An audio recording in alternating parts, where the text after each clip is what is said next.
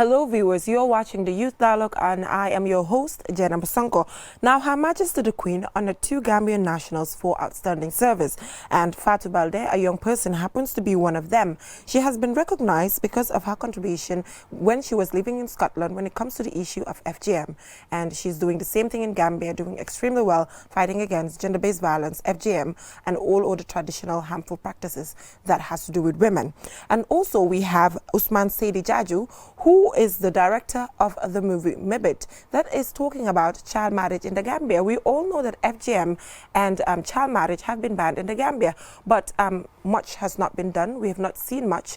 But Fatou, well, having a conversation with her before we started, did say that they're doing extremely well. So let's see what they have to offer in relation to all of these areas. So we'll have to talk to Fatou about her recognition from the Queen and as well as Usman when it comes to the movie Mebut. Stay tuned. When we come back, the conversation starts.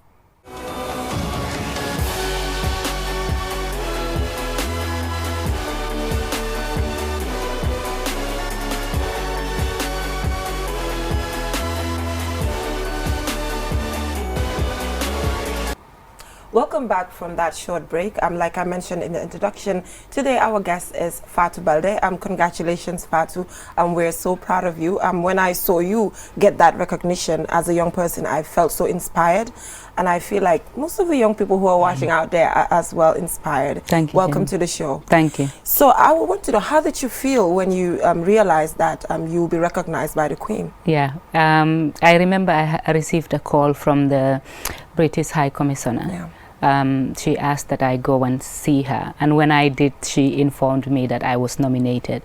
But at that point I was told I couldn't tell anyone because it has to go through a process. Okay. So, but still I was quite overwhelmed and really honored that I was nominated. So even if it had stopped there, it meant a lot to me. It meant a lot, yeah. So I mean, the recognition came because of the work that you've been doing in Scotland. So how does it feel fighting for something in another country? Yeah. I mean, in your own country, it can be normal because you know the culture, you know their values and opinions. But in another country, how did that feel? Yeah, I think for me, when I started working on fighting against female genital mutilation, at the beginning it wasn't so much of a fight. It was through my university dissertation that I started doing work around gender-based violence. But again, the issues that affect women, whether you are in another country or in the Gambia here, a lot of the issues are the same, but most importantly, a lot of the people affected by female genital mutilation in Scotland are Africans, and they also practice it, if not exactly the same, but they have similar reasons as to why it is practiced in the Gambia. So it wasn't so much as a shock to me, but in another sense, it was interesting being in another country, educating people. For instance, the nurses, the doctors there, for them it was something new, where people were scared to talk about FGM because a lot of people felt that if it's an African thing, it's a black person thing, then a lot of white doctors felt that it wasn't their place to say something. So that was quite interesting to work with, for especially healthcare professionals. So they felt like it wasn't necessary, or? Not that it wasn't necessary, but you know, a lot of people felt uncomfortable. Maybe if we, for instance, talk to an African woman about female genital mutilation, it might be seen that I'm being racist and I'm attacking their culture. So we had to make them realize that it's the woman's life that is more important. And also, if there's any child involved, it's the safety of that child that comes before what people will see as racism or other thing. So that took a while, because so a lot of professionals felt a bit uncomfortable addressing the issue. So that took a lot of work. They kind of felt like maybe you're trying to invade somebody's privacy or something. Yes. So now FGM has been banned in the Gambia, but for some reason we see it still happening. So what do you think? Is it that the activists are not doing what is expected of them, or what is the problem here? Yeah, I think we have achieved a lot in the Gambia. I remember surely before I left the Gambia to go and study in the UK, FGM wasn't a topic that was discussed. A lot has been done. There has been a lot of improvement, and of course we welcome the law banning female genital mutilation, and I think activists are doing a great job. But to end FGM, we need collective effort. As we can see, the law alone doesn't stop people from practicing FGM. First, we must educate people why they should not practice FGM. Because, for instance, if a family believes that performing FGM is a religious requirement, even if you tell them the health implications or other issues, they would still continue practicing because they believe it is a requirement of their religion, even though it is not. So how do we educate families to know that it is not a religious requirement, that it doesn't benefit women? First, we must educate people before we can force. So basically, forcing will not get us anywhere. We need to communicate. We need to have open dialogues, which I think a lot of organizations are doing on the ground here. So when it comes to, you know, the last time we saw a public figure, that is the First Lady of Sierra Leone, coming out boldly to say that activists are not doing what is expected of them. They're not giving her the figures and numbers. This is not really affecting women. So how does that affect your work? Having people that other young people get to look up to, you know, trashing all the work that you guys have been doing. So how is that? That was definitely I, among a lot of activists, came out and made our statements against what the First Lady of Sierra Leone issued, because we think that as a person, as an influential person, whatever statement she gives makes an impact. And considering that she has a heritage from the Gambia, of course we care what she says and what impact her statement has. And for me, it's not about the figures. We know every other Gambian, for instance, if we take our context, every other Gambian that you have met that have had FGM, all you need to do is to have a serious conversations with them. You will realize how it has affected them, either physically or mentally. So it has to go to that extent where we are frank. It is not about the numbers. This is not about some white ideology telling us that FGM is not good for black women. It is us black women who are leading this, us Africans now who are leading this fight and saying that, you know, female genital mutilation cannot happen. It cannot happen to our bodies. And now we are speaking up against these harmful practices. The last time I hosted Musaba Kotosawa here, and I'll ask you the same question, because this is something that people talk about a lot, and whenever I have activists here, I ask the question again and again to see the justification on the table. You know, people tend to say, okay, at first all the attention was on HIV/AIDS because they felt like the money is there, donations are available, it's there, but now you don't hear about HIV/AIDS. The campaign has died in front of everybody. Everybody can attest to that. But when it comes to FGM, the concentration now is there. Gender-based violence, the concentration is there. So people tend to feel like, okay, now the funding is concentrated there. That is why we have all these activists concentrating around that area. So what's your take on that? Okay. First of all, I wish that was the case, because we do need resources, both financially and technically, to address not just FGM and other forms of gender-based violence. But unfortunately, we do not have enough resources. We do not. For now, I run an organization called Women in Liberation and Leadership. We don't have any funding towards female genital mutilation. So we don't get any benefits from this. And I know a lot of grassroots organizations in the Gambia as well are facing the same challenges. I'm glad you've raised the issue of HIV. The issue of HIV is not that about funding. Again, we are going to see how I'm going to go back to Jame. The reason why people are not doing much work around HIV in the Gambia is because during that time, Jame claimed he could cure HIV. So a lot of advocacy and awareness raising towards that issue had to die, because if you raised anything around HIV, it meant you were challenging Jame claiming that he could cure HIV. So that was why a lot of people stepped back from doing that work. So I'm glad you asked that, because it's good we put that into perspective. But I can assure you that a lot of activists who are in this fight are doing it because they genuinely believe that women's and young girls' rights have to be protected. And that's why we are in this fight. All right, so let's shift our attention to gender-based violence, because we've seen, I follow your social media a lot. I see you campaign when it comes to rape cases and a lot of stuff. So to me, what is what is the problem? Is it the home? Is it society? Is it the men? Who is the problem when it comes to the issue of gender-based violence? I think it's a collective, again, issue. Gender-based violence is everybody's business. Yeah. It happens at the household level. It happens at the community level. It happens at the workplace. So it's everybody's business. For instance, until recently, we don't hear a lot of women coming out and speaking about being raped because we have a taboo around this subject. When a woman comes out and speaks about experiencing any form of gender-based violence, the side effect of speaking up puts a lot of people off to come forward. Yeah. So that's one big problem that we have as a community. Yeah. But the problem is everybody. We can, yes, in most cases, the perpetrators are men and women are the victims of gender-based violence. But our society is put in a way such that you can blame the men, but we also see how women come out and still re-victimize other women. Yeah. But that's, again, it's the way our society is structured, where we blame each other for issues that affect us. Okay, Yeah. so when it comes to gender-based violence, the girl that has been affected, does that girl have a role to play in terms of the prevention? Is that possible? For me personally, I think no. A man has no right to violate a woman sexually, regardless of what their excuse is, the man's excuse is. And that's what we need to realize. The issue around consent is a big thing here in the Gambia. Yeah.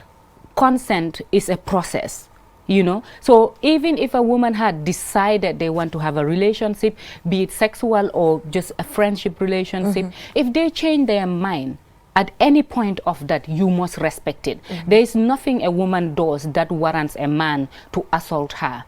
So we cannot use, that cannot be used as an excuse that there might have been something that the women did. For instance, it might have been what they wore or how they speak to you, because we have all those, we try to justify. There is always looking for excuses as to why a man did something, you know. Instead of looking at the man, it's always what did the woman do to receive that. And we need to shift those narratives.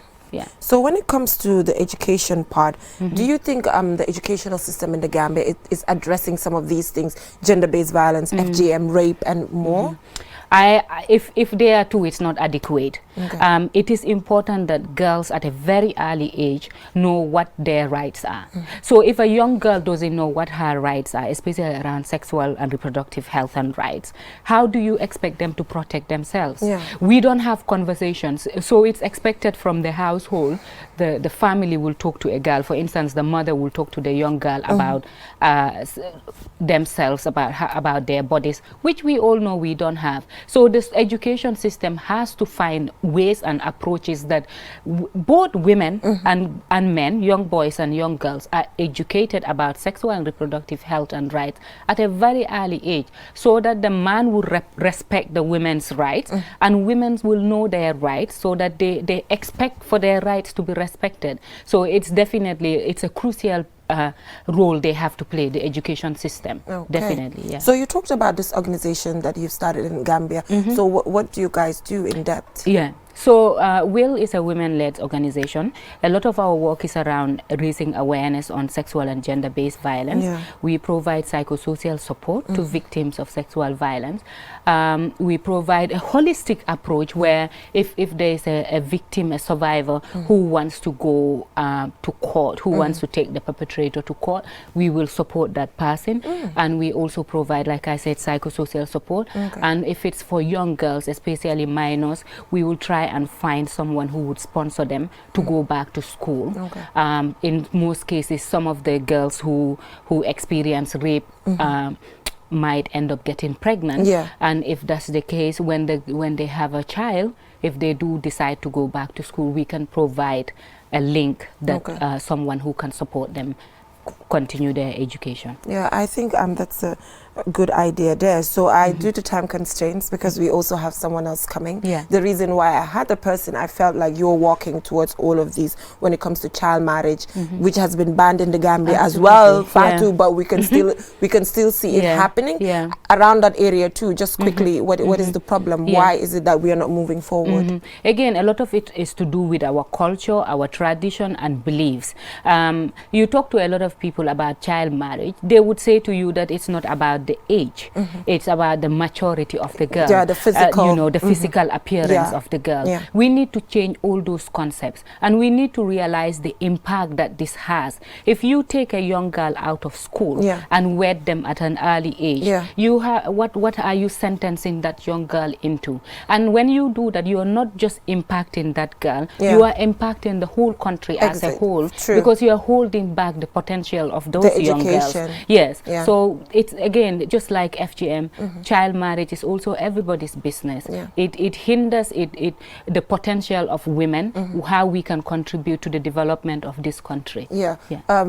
Talk to parents who are watching right now. What message do you have for them? Because I know raising a girl child sometimes is a little bit difficult, but parents sometimes fail in certain areas because I mean, the school is the home. It starts from there before you actually go to the school. So what message do you have for them in relation to how they raise their girl children? I think most importantly, it's vital that young girls especially have an open relationship with their families, with their parents. That is one thing that is lacking. So we are raised where I couldn't come to my mother and talk to her about my sexual and reproductive health, issues. And even things as little as menstruation issues, which we know that every woman goes through, but the taboos around that. But how do you make your daughter so comfortable that they can talk to you about any issues? That is linked to the issues around sexual violence. So when young girls experience any form of sexual violence, sometimes they're scared to come and talk to their families, because instead of families talking to them and telling them, advising them, yes, you get the blame. And also it's like exactly what you've said. And then the girls would be scared to come and speak to someone, and because the fear of being blamed. So we must have open relationship with our daughters as well as our sons, you know, to teach them that it is not right to treat a woman, to violate the rights of women. We must teach our boys to respect women, because if not, they will grow up to be the men who would be abusing women. Fatu, sometimes I feel so bad when something happens and people say, hey, ki gorla. Dina ko muna def, but this key jigen la du ko muna def, you know. So I feel like that mindset has to change, because it begins from the house. Key góor la, okay, muna mo def li, dina get away with it. Why jigen waruta bir, góor tamit lu tax mu wara dem, you know. So sometimes it's just the concept at home. So I think everything has to start from the house. Absolutely. And then to me, when it comes to all these organizations fighting against gender-based violence, to me they should not even exist. The home should be that organization, because you should run there. You should not be running to all these organizations. So it means something's wrong when it comes to the home setting. That's why this is happening. So we definitely need to change the narrative. We definitely. And we need to, we live in a very patriarchal society where boys from a very young age are raised to believe that you are going to be a man. It's okay to be this way and that. And girls are being told it's not okay. Yes. So it starts, like you said, from the household, how you raise your sons and your daughters. You know, that's where we need to start, and that's where we need to grow them up to become who we want them to be in the future. Fatu, I think the conversation that we just had is a perfect justification that you deserve the recognition. This has been a very good conversation. I know this is not going to be our last conversation. We will invite you another time to talk more on the organization that you're dealing with. And at the organizational level, if you guys need any support from the Youth Dialogue, we're totally open. We support organizations that has to do with young people. Thank you so much. Thank you so much. So viewers, we will take a short break, and when we return, the conversation continues. Stay tuned, don't go anywhere.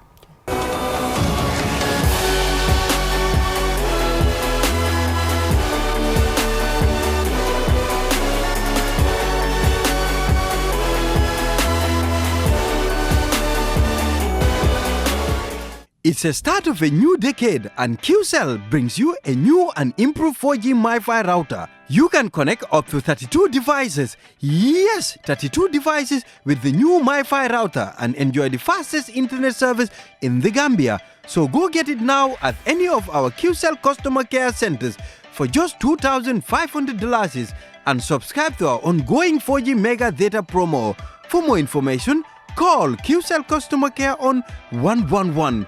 QCell, Sunyu Boss, we innovate, others follow.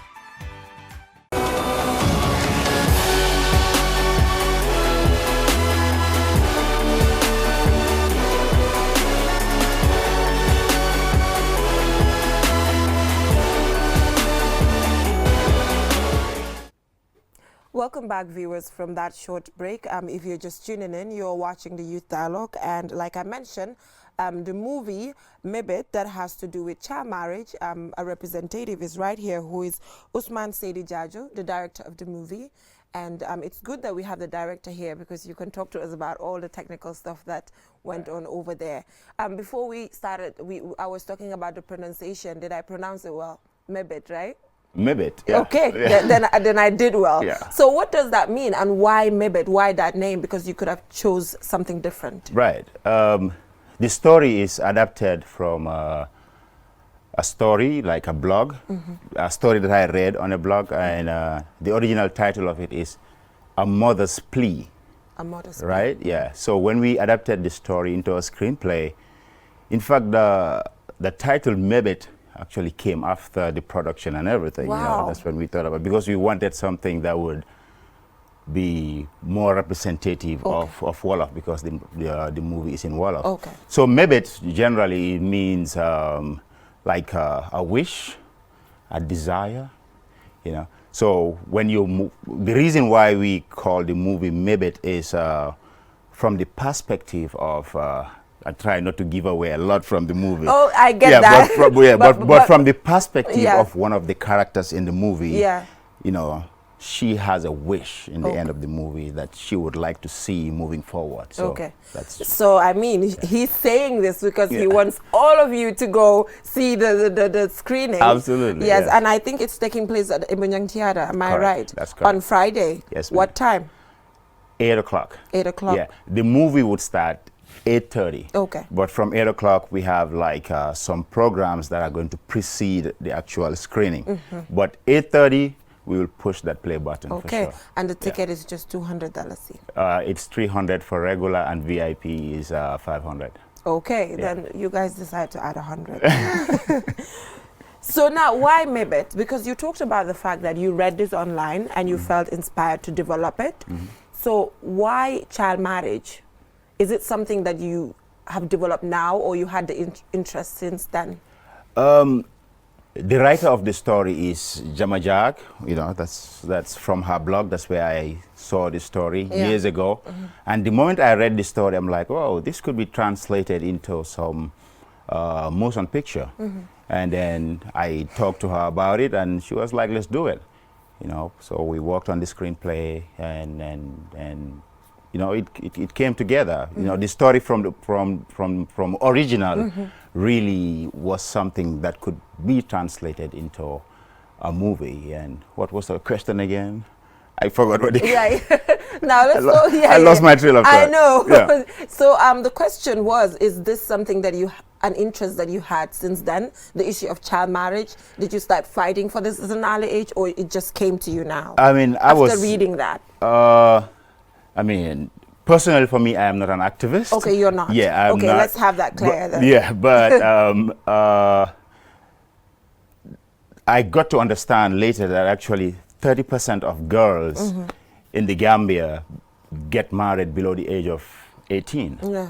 And I think that is like 1 in every 3 or 3 in every 10. Yeah. And I think that is really a really steep number. So it is an issue that we could talk about. So we decided to do the movie as a way to not only raise awareness, but also to foster the conversations that are already happening. How do you approach somebody and then talk to them in a respectful way and make them understand that, you know, there could be something wrong in what they're doing. Yeah. And how could they look inwardly and try to maybe rethink what they're doing. Okay. You know, what I like to tell people is, I mean, just think about this, Geneva. If you, let's say when you were a child, Yeah. when you were young, Yeah. you got off school someday, go home, and then somebody tells you that you've been married off and you will never see school again.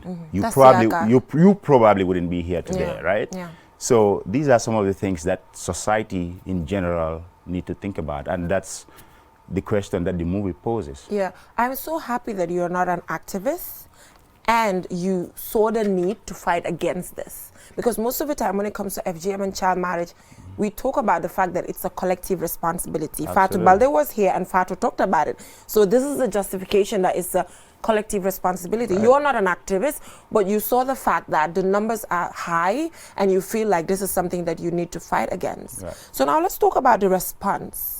How was the response? Because I saw that you did school screenings all Right. over across the country. Right. How was the response from the school-going children? Right.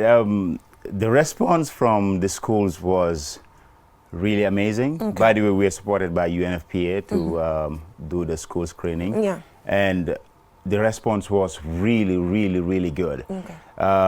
We were able to start a lot of conversations Okay. in the school, and then we were able to hear the perspective of these kids and their understanding of child marriage and what it means to them. You know, sometimes you ask them a question, do you know anybody that had been, is there anybody amongst you who knows somebody that had been married off when they were a child, when they were children? And you can see a lot of hands going up, yeah. you know. So it's a real issue in our, you know, in our societies.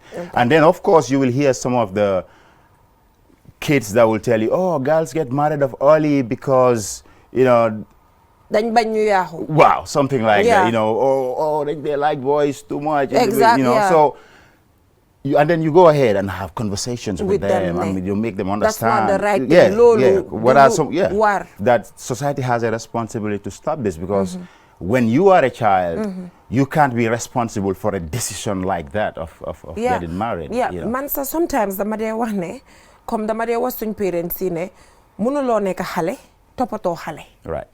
That can't work. You Right. can't be a child Right. and be responsible for a child. Absolutely. Then which means the entire circle will be messed up. Yes, That is a child just cannot make decisions like that. It's not possible. for And themselves, yeah. Fatu Balde just said it here.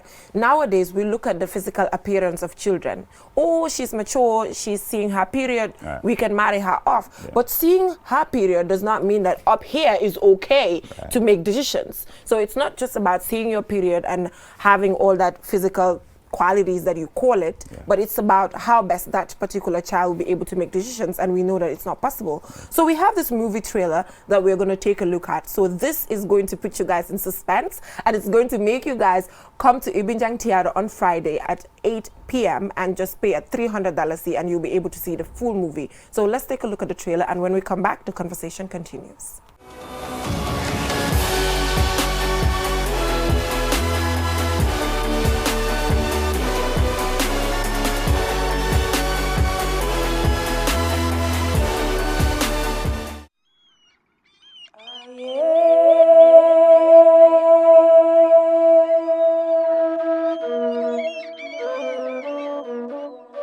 yaa boy dama amoon yóbbal bu neex ma bëggoon ñu waxtaan si yow ak suma baay.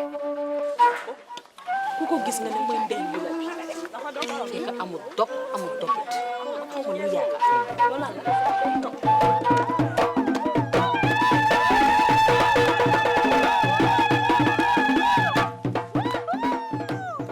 jàng jëriñu jigéen dara ci jamono buñ nekk ni bu ma wax nga teg ci baat jigéen daal moo sona rek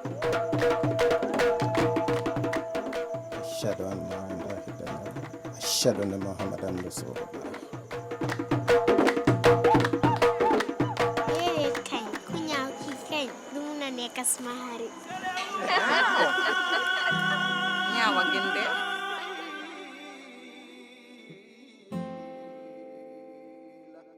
lii rek laa lay ñaan man mii di sa yaay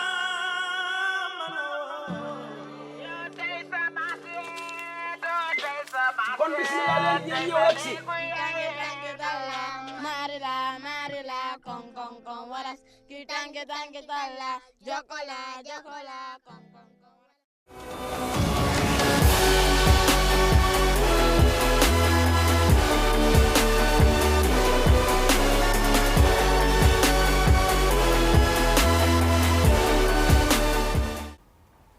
Welcome back, viewers. That was the movie trailer there for the movie Mebut that you're supposed to see on Friday at 8 p.m. at Ibunjang Theatre. I saw Maria Makuli there. She's a good actress. I mean, she's the lead. She's the lead. Yeah, she's the lead actor. Yeah, and I know that she's a very good actress. So whenever I see her in a movie, I know that this movie is going to be really okay. Yes. So when it comes to child marriage at the household level, because I know this particular movie had to do with the home. So at the household level, what do you think is the problem when it comes to parents giving their children out? What's the issue over there? You know, when I'm talking, I'm going to talk from the perspective of the movie. I'm probably not very familiar with all the... but the movie. But from the perspective of the movie, from the perspective of the movie, for us, we are cognizant of the fact that sometimes people who actually give out their children to be married as children, as kids, are actually good people. And these are people who love their families, you know. But maybe somewhere in their minds, they believe they're doing the best for themselves and the best for their families, given the circumstances that they're living with, you know. So some of the circumstances could be poverty, and poverty is a real thing, you know. Some of the issues could be maybe somebody is trying to protect and uphold their own honor. To them. Yes, and this is also a real thing. You know, maybe some of the parents is because they have certain fears about their children. And this is also real, right? So on our part, we think, how do we present in this movie in a way that doesn't tell the person, look, what you are doing is bad, you should stop it. Okay. But how do we just put Make it to you? smooth. How do we just put it to you in a way that you will reflect? Before making a certain decision, you will think about it. Okay. And I think when you think deeply about child marriage, when you allow somebody to really reflect and think deeply about it, I think their conscience will take over, and in that way they will get to making the right decisions. Okay. So with the movie, do you have any plans to continue producing? Is this your first time? This is actually my third time. Your third time? To do in a movie. Okay, so are you going to continue when it comes to gender-based violence issues, child marriage, or you go beyond that? You know, for me, it's not about just concentrating on certain issues and say I'm just going to do movies on this and this and this and this and this. But hopefully, I would be able to broaden the spectrum of the type of movies that I get to work on and get to direct. Okay. Yeah, but then, you know, I would like to work on more movies that really questions our society and look inwardly, makes us question who we are and what we are doing. Okay. Yeah. So talk to us about some of the challenges that you have to go through in relation to the movie industry in the Gambia. Oh, man, like... It must be a lot. Yes. I think money is a problem. Is usually. But you just told me that the UN. I mean, but I'm talking about production. The production, what? Okay, they did not support at that level. No, they only supported the screening to 5 plays. When it comes to production, for example, like this movie was fully funded by me, by the way. Okay. And you know, we spent quite a considerable sum of money to produce, and thanks to the support of the actors, some of them really came on and they just wanted to help. Okay. I have some of my friends who also showed up and they wanted to help. So I'm grateful for all of those forces and the people that really supported. But money is really, and when I'm speaking, I'm not just speaking for me. I know that is actually a problem in the industry. You know, there are a lot of people out there who are sitting on really, really good ideas, but to garner all the resources, especially financial resources that they need to do this production is a problem. It's a problem. Yeah. So that, and sometimes, you know, having your cast and crew to stick to time. It's a problem. You know what I mean? Why do you think time is a big problem? I think it's a concept. I mean, because some of the guys, for example, they are working, Yeah. and they have other things that they need to do, and Yeah. because I am not paying them like $1 million to come and do a certain role, so it's probably not even worth it for them. You know what I mean? So they are like, you know what, I have to go to work for us and do this and that, A, B, and Z before I can come over. Yeah, but at the end of the day, it happened. At the end of the day, I'm glad it happened, Yeah. yes. But generally, what's the issue with time? I think this is a conversation that Gambians should start having. Yeah, maybe somebody should do a movie about it so we can question that. Okay, then you should do a movie about it, because the issue of time in the Gambia is just big. Yes, sometimes I go to events, the event is 8 o'clock, you don't start till 10. So I think it's a big problem. Yes, and it's going to make us lose a lot of money. Yes. Yeah, because like the people say, time is money. Time if you're is, not there, yes. you're going to lose opportunities. I think people need to understand this.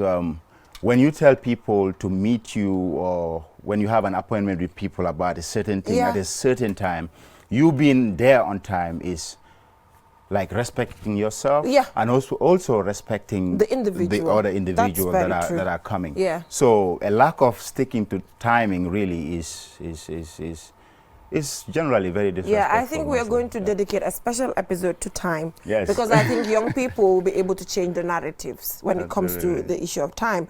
So just remind us about the venue, the tickets and everything before we wrap up.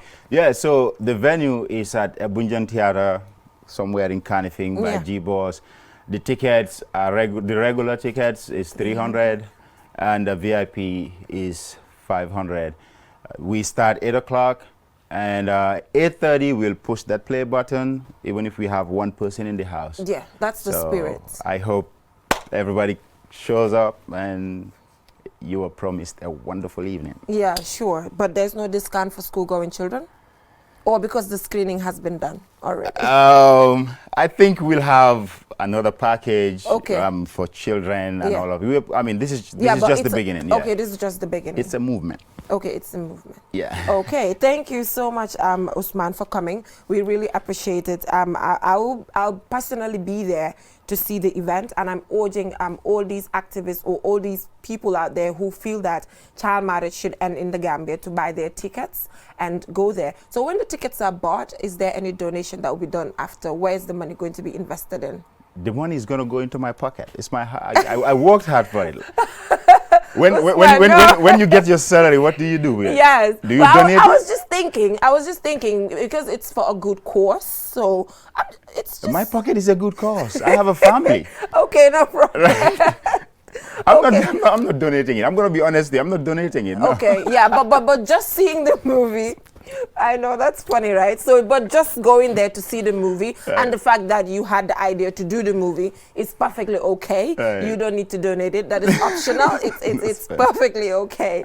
So viewers, that is Usman Saidi Jaju. Thank you so much for coming. Okay, yes, thank you so much for coming, Usman. I really appreciate your time here. Most of the time, I appreciate it when young people come here and make us all laugh, and I think... I'm an old man. Yeah, I know. Thank you so much. So viewers, we will go for a short break, and when we return, we get to wrap it up.